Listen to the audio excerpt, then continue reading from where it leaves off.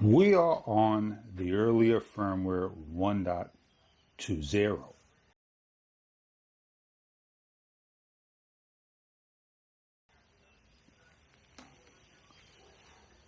Hitting the mode on button.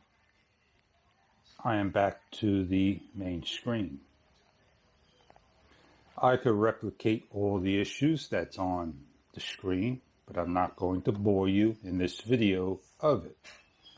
I need to place in an SDXC card in order to show you the camera working. As I hit record, I could remove the battery, cause a crash. The LED will blink. Hello, card. And I'd hit the mode on button. File repaired. Ready to go. Repeat the same process.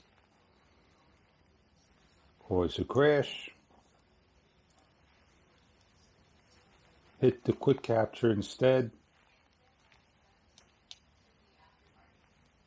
And we are on time warp. Am I recording in time warp? Yes. Even though the bullet is not going, notice the hands coming together a couple of times. So let's stop the video. Mode on. Let's try to swipe up correctly.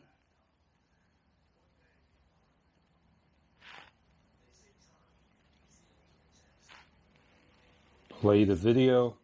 There is the time warp recording. Having the counter incorrectly show without a time. This is an additional bug to the list. So it's 7 and 1. I can repeat the same process over and over and over. Remove the SD card. Not about the SD card I'm using, because this is a SanDisk Extreme Plus UH1 U3 rated 90 meg read and write. With the Samsung Evo Select 64 gig card, $11.99 with firmware 1.50 quick capture or mode on, camera on, insert the card, however way you like to do it. The update begins. On the front of the camera, it'll say 1 of 2, 2 of 2. Please do not touch the camera. The mode on, the SD card, the battery is completed. Leave it alone until the camera comes back on with the badge of whatever it's going to be at default settings. Camera recycles. Standard 1080p, 60 frames per second. Set your camera up. Swipe down. Preference. About. Camera information. We are on firmware 1.50. Basically, we rolled back our camera and we are updating our camera. I can hit the quick capture to immediately get into recording. I'm going to cause a crash. I'm going to now do again, hit quick capture. I'm going to skip all the other issues. The file's repaired. And we are on, right now, standard. Wow. So it did not go to time warp. Crash it. LED is recognized. Quick capture. It should go to time warp. So let's stop the camera. Shut it down. I am going to turn it on because I don't want to have an issue with a file repair when I load in firmware. But why not? I'm going to be now updating to firmware 1.60. This is a PNY select card, Elite, 64 gig, an $899 card. So here is the actual card in. Camera should be on file repair, but it won't be because here is the actual card that's got the repair. So as we're updating, it should go a lot faster. 1 of 1, 1 of 2, 2 of 2,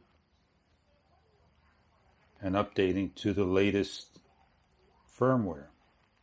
It will say complete. The camera's off. There's 1 of 2. A little slower beep or LED.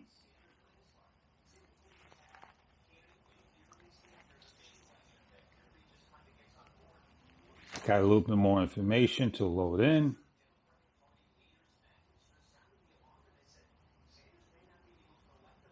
Do not hit the mode on. Make sure 50% or higher in battery.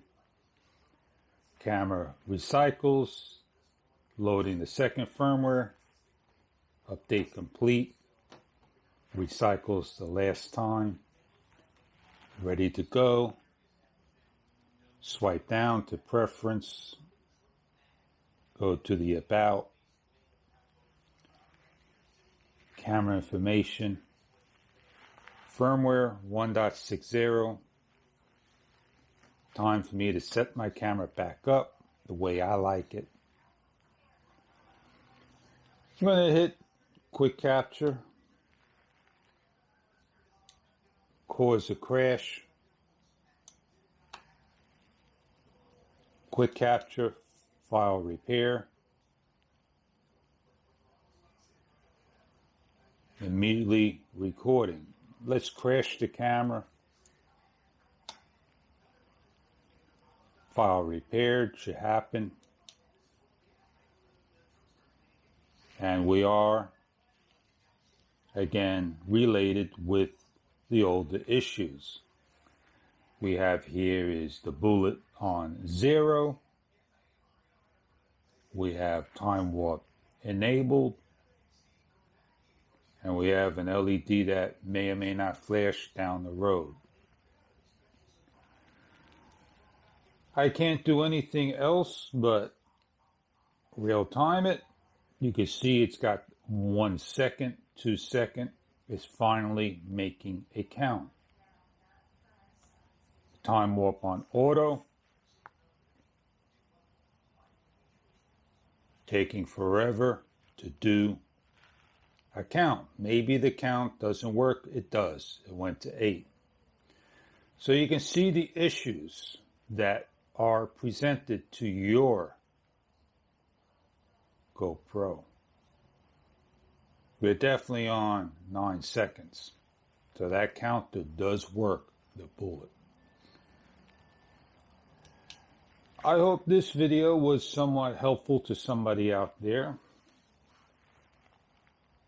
Is it an issue with hardware and or software, or just a simple bug that GoPro has given to the team and replicated back to them so they could pass it along and try to get firmware 1.70 to the market?